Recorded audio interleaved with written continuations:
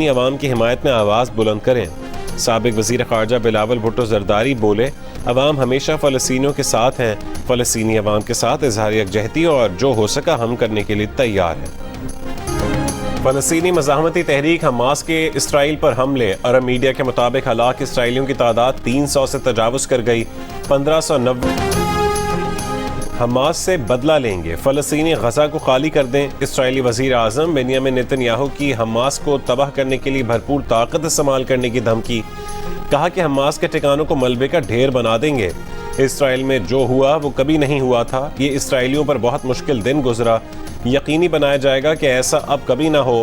فتح کی قیمت برداشت کرنا آسان نہیں، جنگ طویل سخت ہوگی مگر بدلہ لیں گے اور جیتیں گے۔ کسی ارغمالی کا بال بھی بیکا ہوا تو حساب لیا جائے گا۔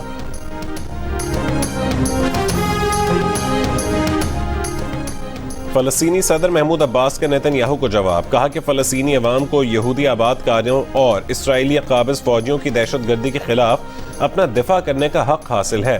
فلسطینی عوام آباد کاروں کی دہشت گردی اور قابض افواج کے خلاف اپنا دفاع کریں۔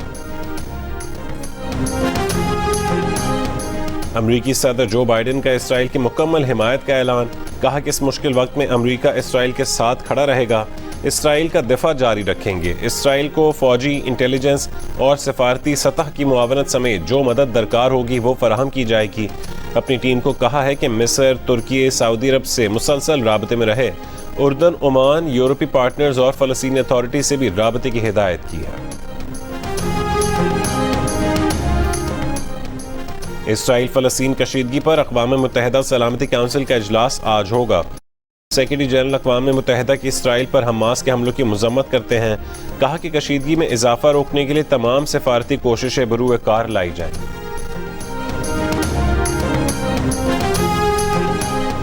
اسرائیل فلسطین کشیدگی پر سعودی عرب کا فریقین سے تشدد روکنے پر زور۔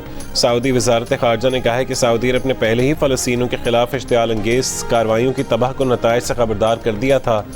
دو ریاستی حل ہی خطے میں سلامتی، امن اور شہریوں کی حفاظت کا ضامن ہے۔ قطر نے اسرائیل کو خراب صورتحال کا ذمہ دار قرار دے دیا۔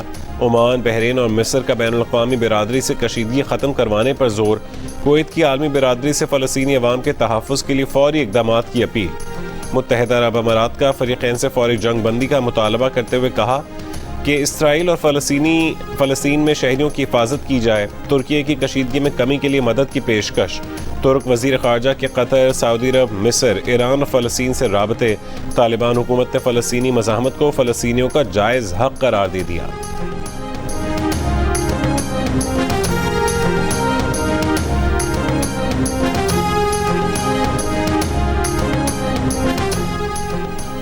امریکی وزیر خارجہ کا مصری ہم منصب سے رابطہ، فوری جنگ بندی کرانے پر زور۔ یورپی کمیشن کی اسرائیل پر حماس کے حملوں کی مذمت۔ نیٹو اتحاد نے بھی اسرائیل پر حماس کے حملوں کی مذمت کر دی۔ روس کا کہنا ہے کہ معاملے پر عرب اور فلسطینی قیادت سے رابطے میں ہے۔ جاپان کی بھی فریقین سے کشیدگی ختم کرنے کی اپیل۔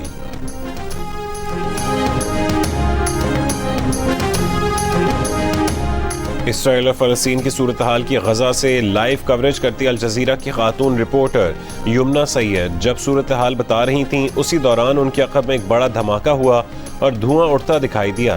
دھماکے کی آواز سے خاتون رپورٹر گھبرا گئیں۔ حواس بحال ہونے پر بتایا کہ یہ غزہ شہر کے وسط میں ایک رہائشی بلڈنگ پر کیا گیا اسرائیلی حملہ ہے۔ صورتحال بتانے کے دوران رپورٹر کی آواز مسلسل بھرائی رہی۔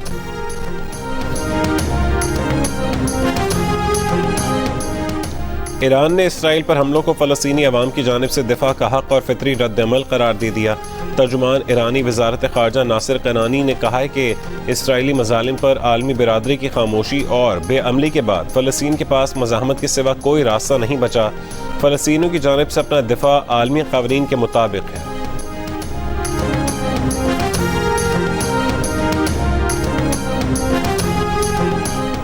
اسرائیل میں اتنا بڑا حملہ کیسے ہو گیا؟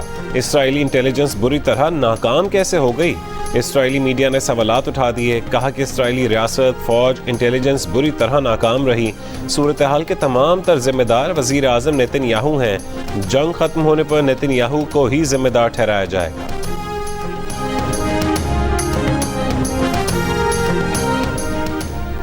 یہ کہنا قبل از وقت ہوگا کہ اسرائیل پر حماس کے حملے میں ایران براہ راست ملوث ہے۔ سینئر عہدیدار وائٹ ہاؤس نے کہا ہے کہ شبہ نہیں کہ ایران اور دیگر ممالک حماس کی مالی امداد کرتے ہیں اور انہیں مسلح کرتے ہیں۔ یہ بھی کہا ہے کہ اسرائیل کو امریکی فوجی مدد فراہم کرنے کے لیے رابطے جاری ہیں۔ حماس کے آپریشن الاقصی فلڈ کے آغاز کے بعد حماس کے رہنما اسماعیل ہنیہ کی سجدہ شکر کی ویڈیو جاری کر دی گئی۔ ویڈیو میں اسماعیل ہنیہ ٹی وی اسکرین پر حماس کے تازہ حملوں کی خبر دیکھتے ہوئے بھی نظر آ رہے ہیں۔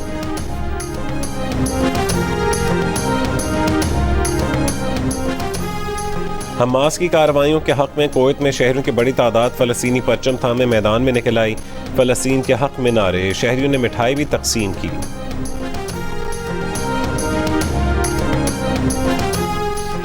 پاکستان کا مشرق وسطیٰ کی صورتحال پر تشویش کا اظہار، صدر عارف الوی کا فوری جنگ بندی کا مطالبہ، خون ریزی اور انسانی جانوں کے مزید ضیاع کو روکنے کے لیے تحمل پر زور، کہا کہ بین الاقوامی برادری اپنا کردار ادا کرے۔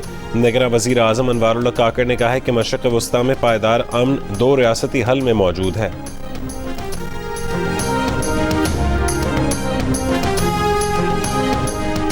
سابق وزیر اعظم شہباز شریف نے اسرائیل پر حماس کے حملوں کو مسجد اقصی اور مقدس مقامات پر اسرائیلی کارروائیوں کا رد عمل قرار دے دیا۔ کہا کہ وہ آج کے واقعات سے حیران نہیں ہیں۔ خطے میں امن کے لیے اسرائیل کے غیر قانونی قبضے، یہودی آباد کاری اور فلسطینیوں پر مظالم کا خاتمہ ضروری ہے۔